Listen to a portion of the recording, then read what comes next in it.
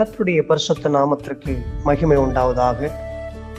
1 பேதுரு 5ஆம் அதிகாரம் 6வது வசனம்.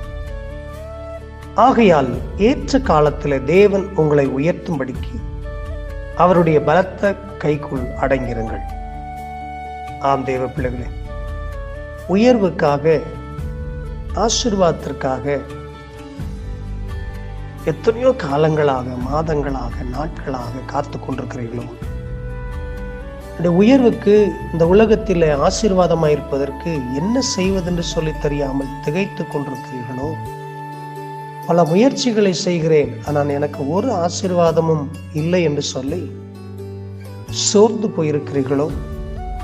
இன்றைக்கு பரிசுத்த வேதம், ஆண்டவராகிய இயேசு கிறிஸ்து உங்களையும் என்னையும் பார்த்து தான் சொல்லுகிறார்.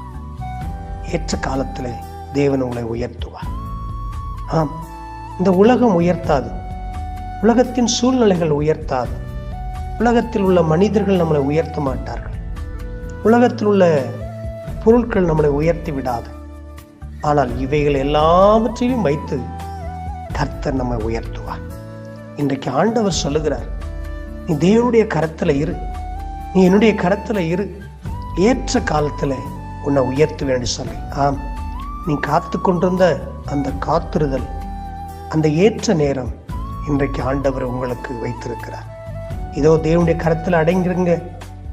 தேவனுடைய கரத்தில் அடங்கி இருந்த உங்களையும் என்னையும் கர்த்தர் இன்றைக்கு உயர்த்த வல்லவராக இருக்கிறார். ஆம் தேவ பிள்ளைகளே, கர்த்தருடைய கரத்தால் உயர்த்தப்பட்டு ஆசீர்வதிக்கப்படுவோம், மகிழ்ச்சியாயிருப்போம். கர்த்தர் நம்மை உயர்த்தி ஆசீர்வதிப்பாராக. God bless you. ஆமென்.